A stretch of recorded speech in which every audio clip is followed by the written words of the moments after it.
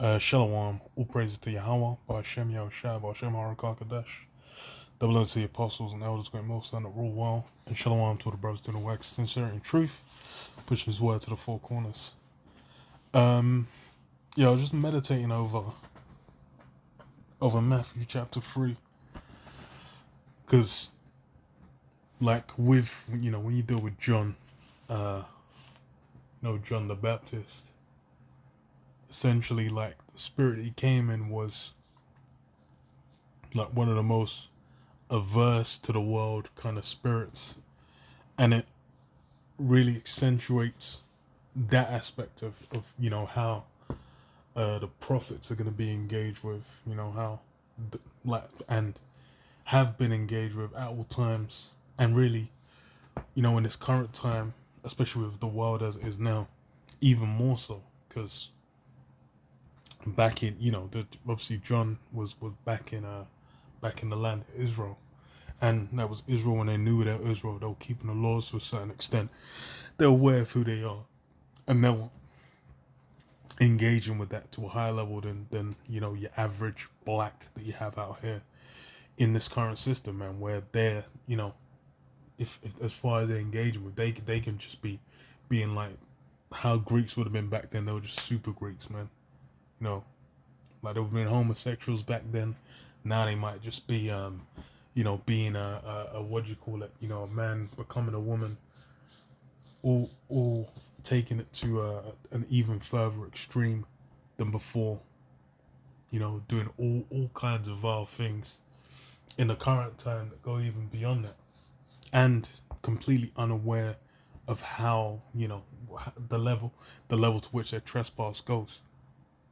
So it's like obviously John back then he was in the wilderness, and the way he would have been moving would have been wild for even the men back then to see, especially because as a prophet the spirit was on him heavy, and that was known.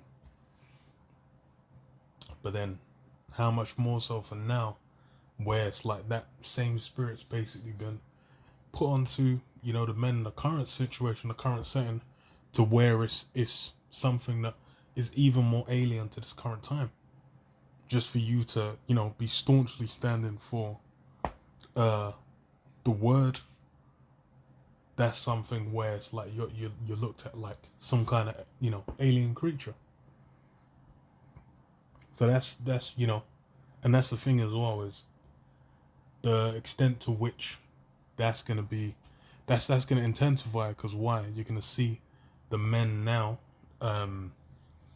they're gonna be more and more going into the what's it called, the mindset or the spirit, the vibration of Esau's kingdom, of essentially him clamping at his deceptions, which he's been raised up to push out in this time. And big ones, what, that micro C hip, man, that's going to be huge, that's going to be colossal, that's going to be something where any and everyone is going to be engaging with it. Just for you to not engage, it's like now, if you in the current day like don't have a smartphone, for example, people look at you, even if you could have just like a Nokia 3310, like an old as fuck phone where you can still like receive calls and texts. But then if you don't have a smartphone, people are just gonna be engaging, and that's like something carnal. How much more, like, when you come to this micro C, that's gonna be on the level of like you not having like a bank account, a card. It's like now if someone doesn't even have a bank card, you can't. I don't even think to a cent. Like you can't even if you have a job. No, you'd have to be working something, cash in hand. It will probably be something off the books. I don't even know if you can, like some cash in hand places, but even then you're still gonna need like a bank account and whatnot, like some kind of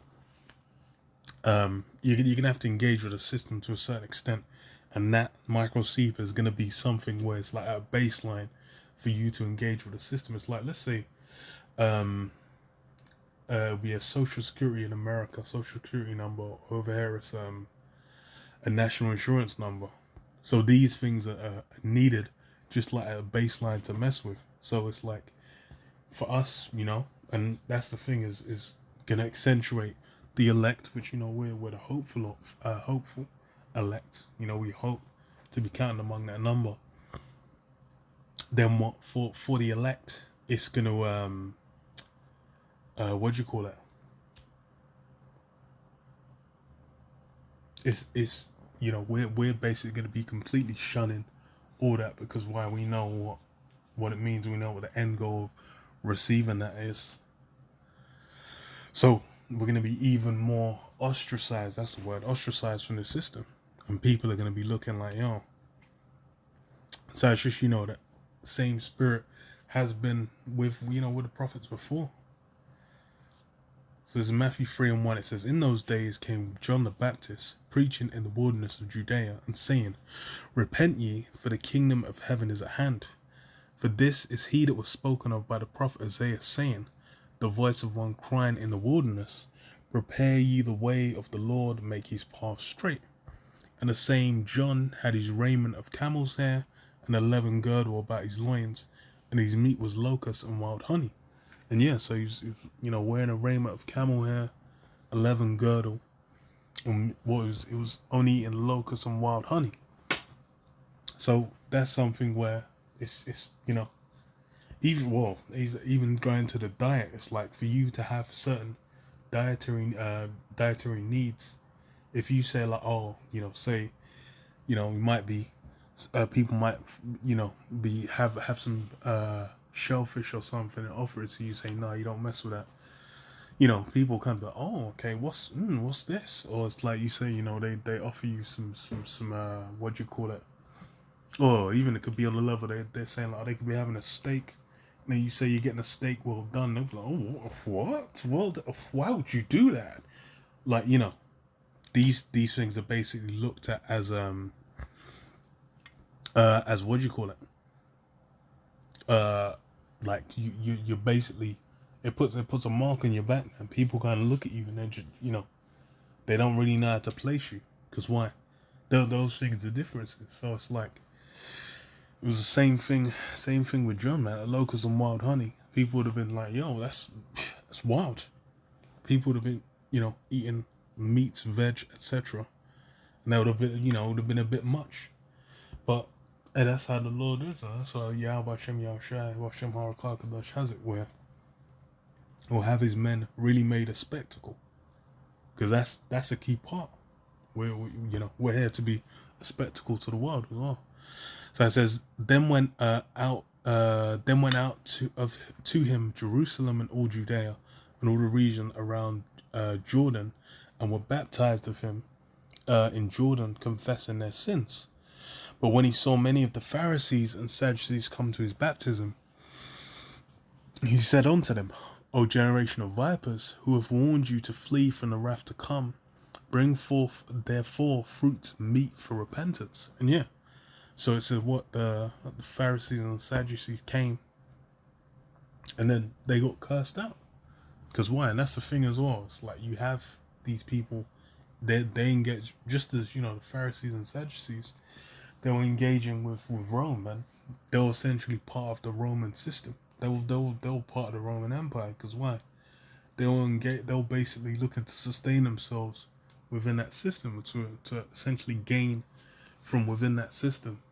And that's why they weren't prioritizing the word. They weren't prioritizing the truth. And same now, you have people where they might claim to be Israelites. They might just, be Christians. They might just be people in the world. But they're basically gonna, try and engage to a certain extent. It's like, in reality, what are you actually out here doing?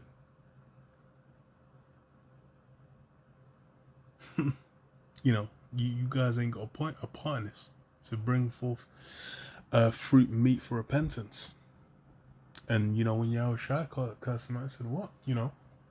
Take one proselyte and make him, multiple fold more a child of hell, man. But you annihilating the minds of these guys to an even further extent. Because why? These guys are out here, complete. The spirit's not dealing with them the slightest. all they can push out is confusion, complete confusion, confusion laden doctrines.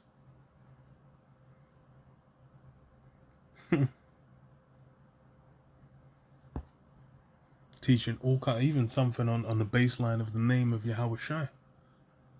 Well, I should say the name of, who the world calls Jesus Christ, to clarify. These guys won't have the answer. Or they might just, might just be using, that name, Jesus. But then when you deal with that, it's the J, 2,000 years ago, there wasn't no J. So how, you've completely, like, that can't be correct. And that Jesus is Greek. So that's a Greek. And then, you go into John, it says, King of the Jews is written in what? In Greek and Latin and Hebrew. So, if there was a Greek version, what was it in the Hebrew? What was the original name? You need to have the answer.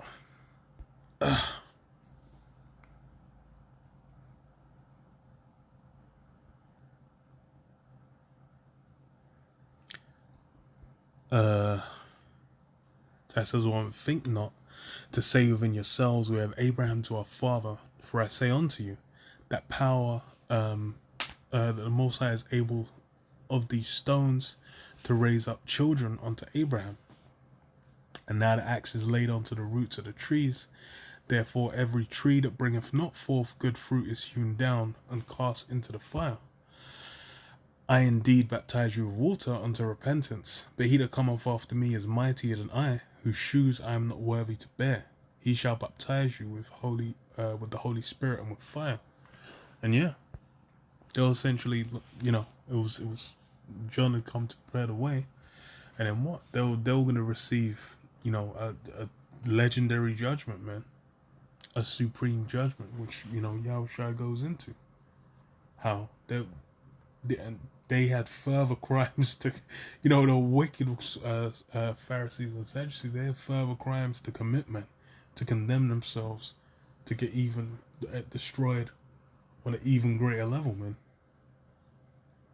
But then what? It's as far as for, John the Baptist, he would have been like an alien creature to them, because why?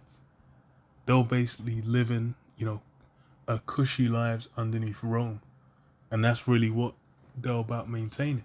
It's because of the people. That's why they had to acknowledge, like, oh, well, he's a prophet. You can't, we can't say he's not. And then you have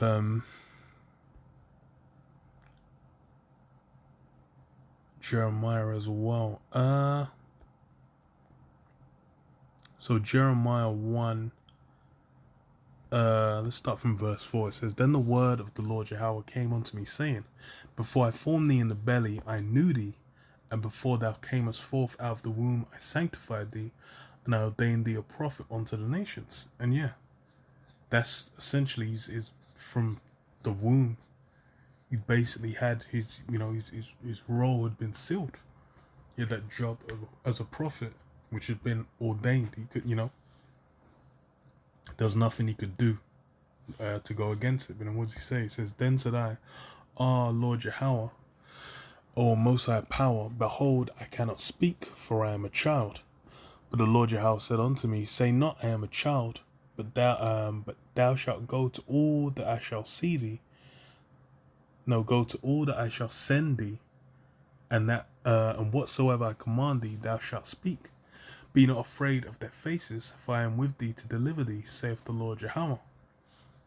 So yeah, even Jeremiah, he said, what? I cannot speak, for I am a child. It was like, he's youthful. And he said, like, look, man, that ain't even a factor. That's why it's like these carnal factors that people are looking at in a worldly sense. Because that's kind of what it was with John the Baptist. They've just been looking like, oh, he's just, who's this guy? He's just a raving lunatic in the wilderness. But then what? Through the Spirit, that's how you know. And it was the same with Jeremiah. It was like, oh, he's just some child, just an upstart. And it's funny because these, when you deal with like stories, movies, and whatnot, they'll kind of use this. Where they'll have, someone might be youthful, someone's young, and they'll be like, oh, he couldn't be a warrior. That's excellent example of that is King David. Where it was like, oh, when was it Samuel went to find him, he was like, oh, he was thinking like, oh, all these brothers got brought out, the sons of Jesse. They was like, oh, it must be, these guys look mighty as hell. But then what? King David looked youthful, man. And then they was just like, oh, it was a surprise. Cause why? But they didn't know what they was like, oh, he's just just tending to the sheep. They didn't know he'd been, dealing with beasts, out there with what? Just the rock and the sling. And then what? When it came to, and it was,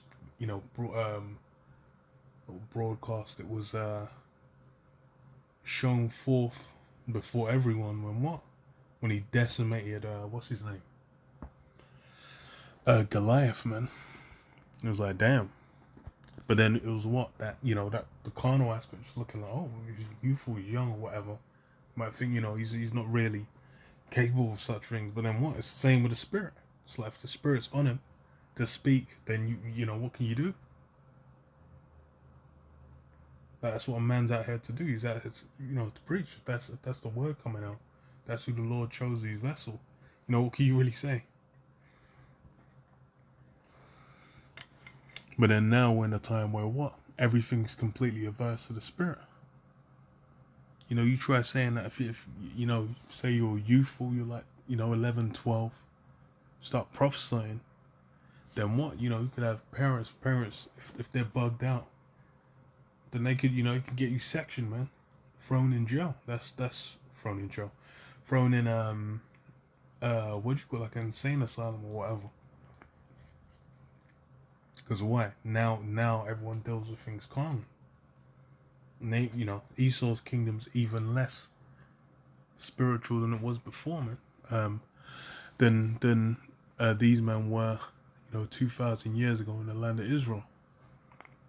Because why? He's got everything set up through the left-hand side, through wickedness. They said, well, be not afraid of their faces. Then the Lord Yahweh put forth his hand and touched my mouth. And the Lord Yahweh said unto me, behold, I have put my words in thy mouth. See, I have this day set thee over the nations and over the kingdoms, to root out and to pull down, and to destroy and to throw down, to build and to plant. So yeah, just, he was raised up to that office where it was what? It was over these kingdoms, man.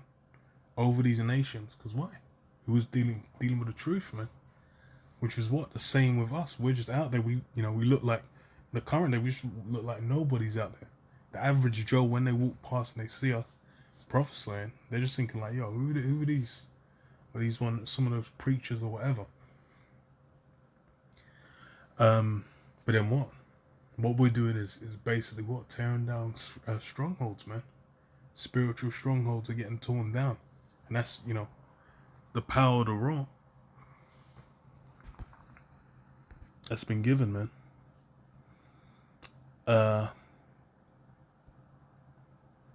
There's Ezekiel as well. So what's it say? Ezekiel 3 and 4. And it says what? And he said unto me, Son of man, go get thee unto the house of Israel, and speak with my words unto them. For thou art not sent to a people of a strange speech and of an hard language, but to the house of Israel. And yeah, that's the funniest part, man. It's like we're being sent to our own nation. It's not even like, we ain't going out there where we're dealing with the confusion of languages or whatnot. Well, we're dealing with that. But then it's in the nations that we're amongst, we'll obviously speak the language. So it's like over here we'll speak English. So it's like we're going to other Jakes speaking that same language anyway. Where it's like they should be able to understand.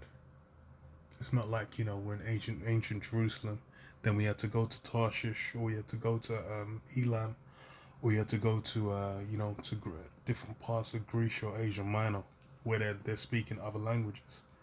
now is we're speaking a language where they can understand, and then they're Israelites as well. So as far as for them, it shouldn't be a mystery to get it. But then there's always been those that get it and those that don't. And now it's at the point where these guys are calling themselves blacks, Mexicans, Colombians, Native American. Like they've got all kinds of bywords on them. They ain't even aware they're the Israelites. So it's a complete disconnection. But what's it say? But to the house of Israel, not to many people of a strange speech and of an hard language, whose words thou canst not understand. Surely had I sent thee to them, they would have hearkened unto thee. But the house of Israel will not hearken unto me, for they will not hearken unto me. For all the house of Israel are impudent and hard-headed. And yeah, when dealing with Israel, this message is plain. It's easy to be understood. It's as far as for what we're saying like, yo, salvation's there for you, man. As far as what we're saying to you, man, you might just need to receive it. Essentially, this is something that's it's been set. The table's been set. The marriage has been set. All that's needed is the guests. All the tables have been set up. Everything's elaborately decorated. There's the food, the drinks, etc. Everything's been set. But then what? It's just the guests. And that's really what we're out for. We're bidden to the marriage. But then what? As far as now is a time where it's not like ancient Egypt. Because even it said, it's like, it will no longer be said, will will no longer remember Israel basically being saved, out the sides, out of Egypt, but it'll be out of what? The sides of the north. That sides of the north, that's what it's gonna be spoken of. Because why? Getting saved out of America is gonna be a form of salvation where it's gonna put off, like even to this day they still talk about Moses and Egypt and the plagues. That's gonna be replaced with what? Speaking about America, how America got decimated, man. So that's what is being offered.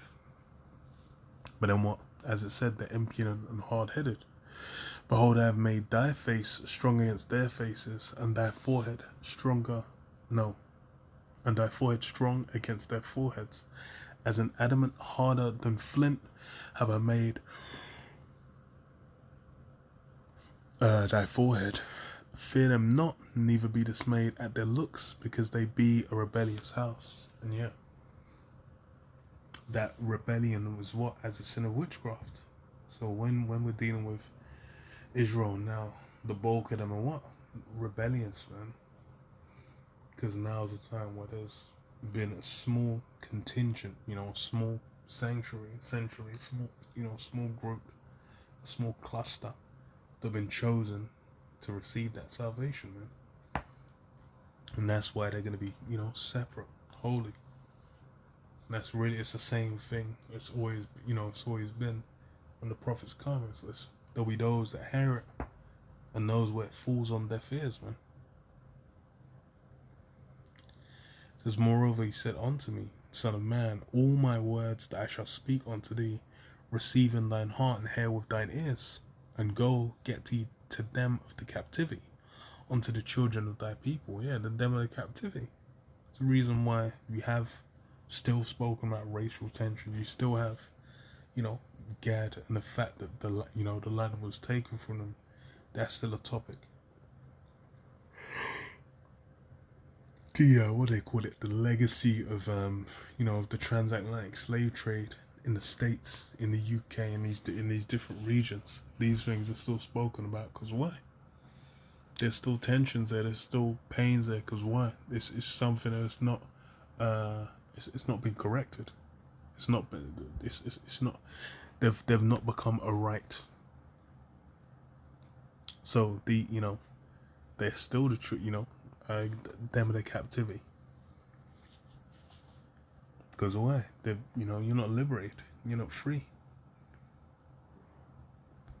Because you need to know the truth, man. You should know the truth, and the truth shall make you free. That's necessary for Israel to be free. But it says what? And go, get thee to them of the captivity, unto the children of thy people, and speak unto them, and tell them, thus saith the Lord, the Most High Power, whether they will hear or whether they will forbear. And yeah, that's how cold it is. Whether they will hear and whether they will forbear. And that's because why? That line's being drawn, man, between the Israel, the Most High, and the 2/3, man. Those that aren't going to receive it. And how far this can go is even with his truth, is excellent example would just be Saul, man. And Saul who became Paul. Because why? When you first catch up with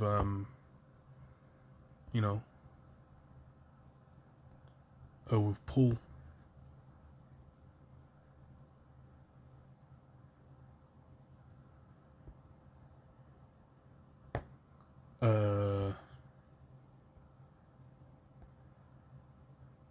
so what does it say? Acts 7.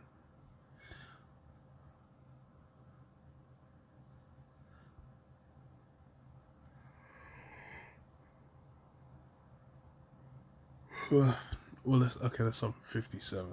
So it says, then they cried out with a loud voice and stopped their ears and ran upon him with one accord and cast him out of the city and stoned him.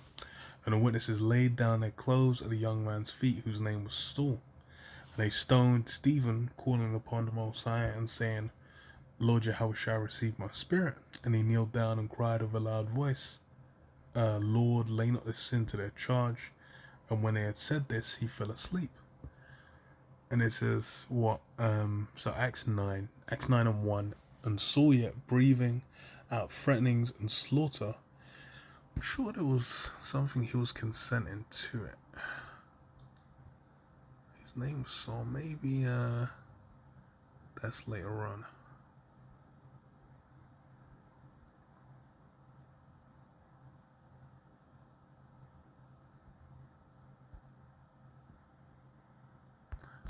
Oh yeah. I think it is. Let's see. Yeah. Verse. So, Acts 8 and 1. And Saul was consenting unto his death, and at that time there was a great persecution against the church which was at Jerusalem, and they were all scattered abroad throughout the regions of Judea and Samaria, except the apostles. And the devout men carried Stephen to his burial, and made great lamentation over him. As for Saul, he made a havoc of the church, entering into every house and hailing men and women, committed them to prison. So yeah, Saul was persecuting the church. That's how his first engagement was with it. And that's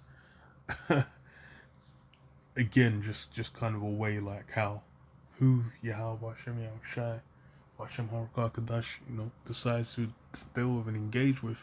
You can't really just come and deal with it. Now in a time where it's you have Israelites where they could look like so-called white people, look like the so-called white men and whatnot. But then you should be like, yo, that's the Israelite spirit in there. That's something where it's, for a lot of people it's a hurdle for their brain to overcome, to be like, oh wait, hold on, you could be a dialect. He could look like a complete different nation, and you could have you have a Jake. This guy looks like your stock standard, woolly hair and all that, dark skinned Jake. But then that, a guy like that's not gonna receive it, man. Not gonna get it. Because what does it say? So Acts 9 and 1, it says, and Saul yet, breathing out threatenings and slaughter against the disciples of the Lord, went unto the high priest and desired of him letters to Damascus, to the synagogues, that if he found any of this way, whether they were men or women, he might bring them bound unto Jerusalem. And as he journeyed, he came near Damascus, and suddenly there shined around him a light from heaven, and he fell to the earth, and heard a voice saying unto him, Saul, Saul, why persecutest thou me? And he said, Who art thou, Lord? And the Lord said, I am Yahushai, whom thou persecutest. It's hard for thee to kick against the bricks. And yeah, so, dealing with Paul is what? As far as it was, he was what? He was going around slaying those of the church. When Stephen was stoned, it was what it says, what he was consenting to it. And then what was it? He was going around. Friends, there was something else. Breathing out friends and slowing against society. Something else. What was it? Oh, frying them in jail. That was it. He was frying them in jail as well. But then what? He was actually one of the most. He was put in a higher office within the truth, man. He had a huge role to fill, as far as what, dealing with the Gentiles, man.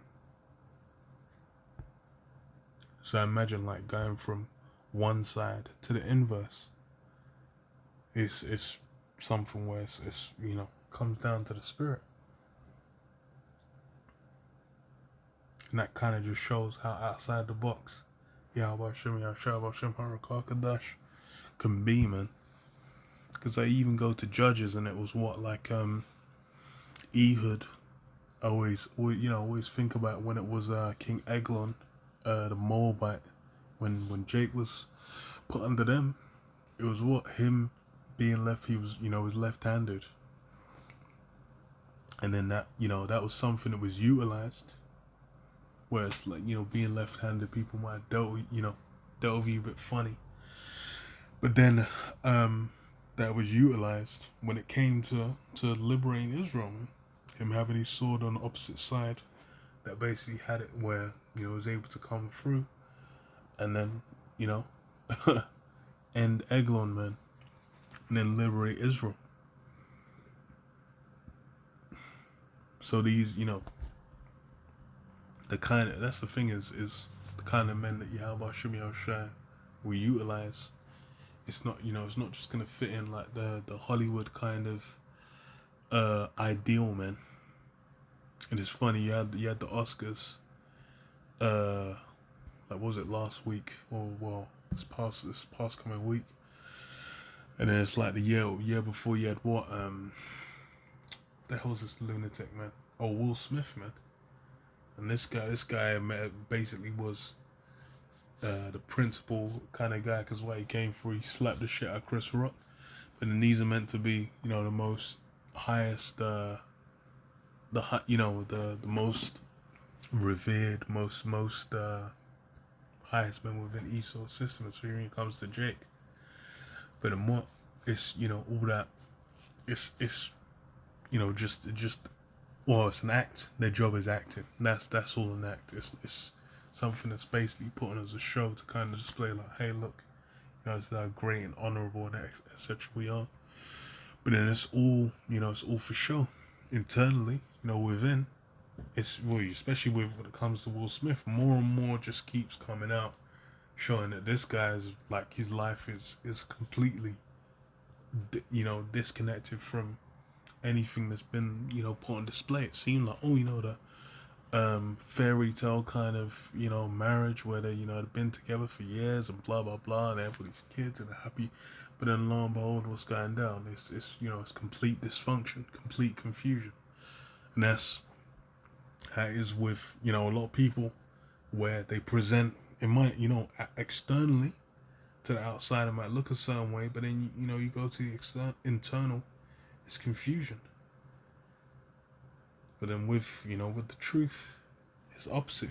It's internally it's real simple, it's real straight up. It's just the word, it might look, as far as for the carnal aspects, it might look, a guy might look a bit rough. It might be, it might be a bit youthful, it might be a bit old, it might be, whatever it is. It might not be of the most refined background or whatever. But then those things aren't, they're not the key things that they're basically being utilized. You deal with the prophets, it's whatever Yahweh Shem Yahshua Shem HaKadosh decides to use, man. And even like an enemy of the church was flipped into one of the most, highest men in the spirit, man. He says what in verse 6, and he trembling and astonished said, Lord, what would thou have me do? And the Lord said unto him, Arise, go into the sea, and it shall be told thee what thou must do. And the men which journeyed with him stood speechless, hearing a voice, but seeing no man. And Saul arose from the earth, and when his eyes were opened, he saw no man, but they led him by hand and brought him to Damascus. And he was 3 days without sight, and neither did eat nor drink. And yeah, till he met Ananias, he didn't get his sight back, man. I think you go down, it says like the scales, yeah. And then immediately there fell from his eyes as it had been scales, and received sight forthwith. And arose and was baptized. And then what? He was teaching the church, man.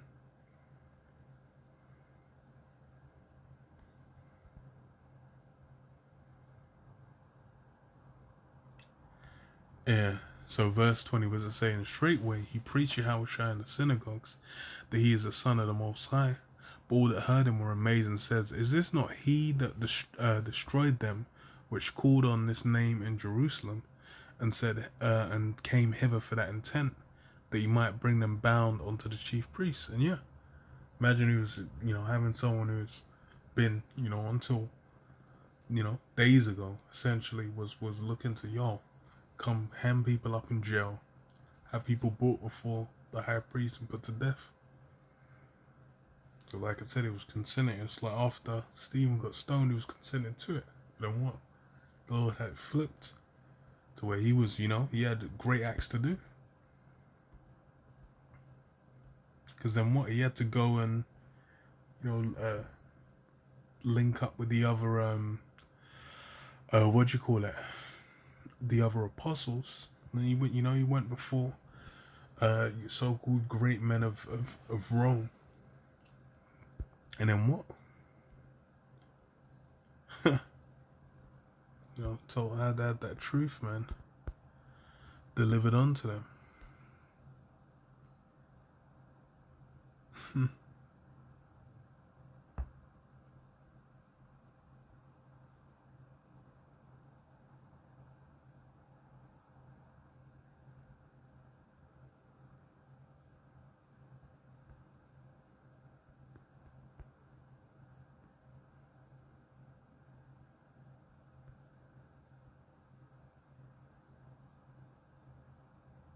Yeah.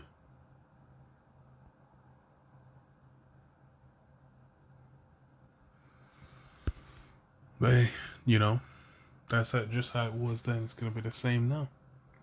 That, alienation and whatnot. That's going to be plain, and it's only going to intensify as, the hardships come down. Because as far as when it comes to the prophets, the men of Yahweh Shem Yahushua, they'll never, just, blend in amongst the populace and whatnot.